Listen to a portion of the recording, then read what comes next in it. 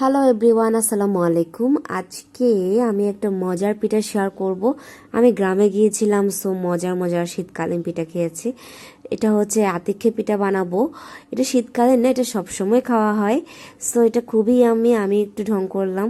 আমাকে হেল্প করছে তারিন, এবং সে গ্রামের খুবই দুরন্ত, চঞ্চল, সাহসী মেয়ে। সো সে আমার জন্য কলা পাতা কেটে নিয়েছে, মানে আমাদের জন্য। সো ভালো করে ওয়াশ টাশ করে দিবে তাও। তারপরে এদিকে আম্বু রেডি করছে হচ্ছে বিনি চাল, কলা, নারকেল দিয়ে একটা ডো বানাবে, যেটা হচ্ছে মেইন আতিক্কা পিঠার। সো এটা ম্যাশ করে নেবে, তারপর সব কিছু একটা মাখিয়ে নেবে। এখানে বিনি চাল ট্রাই দিয়ে এটা বানাতে হয়, এবং এটা খেতে যা মজা লাগে আমার, অন্য কোনো পিঠাতে আমার এত মজা লাগে না। এটা আমার সবসময় খেতে ইচ্ছা করে। তারপর আম্মু তারপরে একটু ভালো মতো এটাকে ভালো মতো ক্লিন করে নিচ্ছে। কলা পাতা যেহেতু ভালো মতো ক্লিন করে নিতে হবে। সো প্রসেসটা দেখে নিন কিভাবে ক্লিন করবেন। যদি পুকুর থেকে ধুয়ে আনা হয় সেভাবেও ক্লিন করে নিতে পারেন। তারপর যদি ধুয়ে আনতে না পারেন তাহলে একটা ভেজা কাপড় ভেজাই এভাবেও ক্লিন করে নেওয়া যায় কলা পাতাটাকে। কলা পাতা এমন একটা জিনিস যেটার উপর রেখে সবকিছুই খাওয়া যায়। এটা খুবই ইন্টারেস্টিং একটা ব্যাপার। সো আম্মু এভাবেই কিন্তু ফোল্ড করে নিচ্ছে, দেখতে পাচ্ছেন কিভাবে করছে। এখান থেকে মাখিয়ে এভাবে নিয়ে তারপর হচ্ছে এরকম করে ফোল্ড করছে। আমি ভিডিওটা একটু লম্বা হবে যেহেতু আপনারা বুঝতে পারবেন সেই জন্য।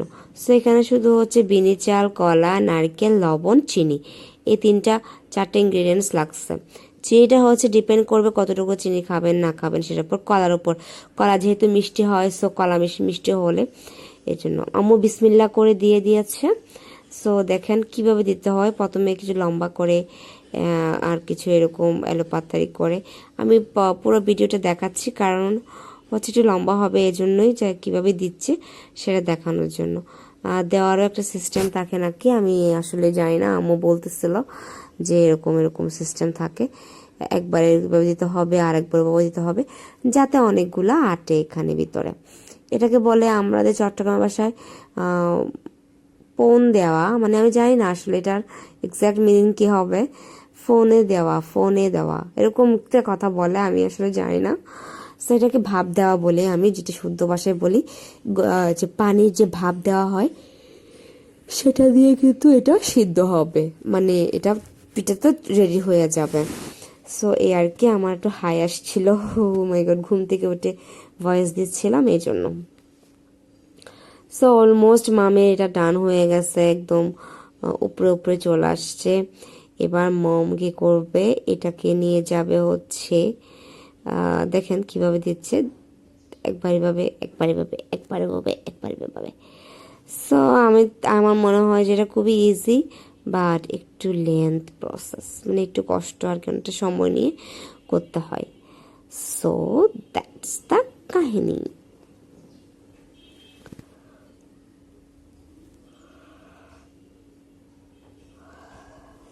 তারপর চলে যাব চুলায়, মাটির চুলায়। এটা মাটির চুলাতেও করা হয়, আবার অনেক সময় প্রেশার কুকারেও দিয়ে দেওয়া হয়। সো আমার কাছে মাটির চুলাটা খুবই মজা লাগে, আর মাটির চুলা রান্না তো অনেক মজা হবে। সো একটা ডেক্সিতে পানি দিয়ে এখানে কলা পাতাগুলো এইভাবে দিয়ে তার উপর দিয়ে কি করব আমরা, এইটাকে তুলে দিব। যে সিম্পলি দেখেন কি সুন্দর করে এটা তুলে দিয়েছে, এবং এটা হবে খেতে খুবই আমি। তারপর আম্মু এখানে আরো কিছু কলা পাতা দিয়ে দিবে উপর দিয়ে, যাতে ভাফটা বেরিয়ে না যায়, একদম দম বন্ধ হয়ে থাকে পিঠাগুলো, দম বন্ধ হয়ে মারা যায়, সিদ্ধ হয়ে যায়, ব্যাপারটা হচ্ছে এরকম। তারপর ঢাকনা দিয়ে দিবে, তারপর হচ্ছে ঢাকনা ভালো মতো শক্ত করে লেগেছে কিনা দেখবে। তারপর ডান, চুলাটা অফ করে দিয়ে ইচ্ছা মতো এটাকে হয়তে দিব। দেখেন কি নিস্তব্ধভাবে সে হচ্ছে আর হচ্ছে, এই যে একদম। এখন নামিয়ে ফেলবো, বিসমিল্লাহ। মাম নামিয়ে ফেলছে।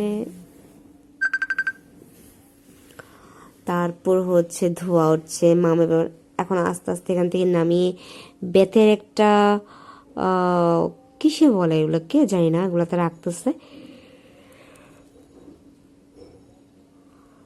মামের হাত পুড়ে যাচ্ছিল, অনেক গরম গরম তো, তাও এটা নামাবে, সে এভাবেই নামাবে।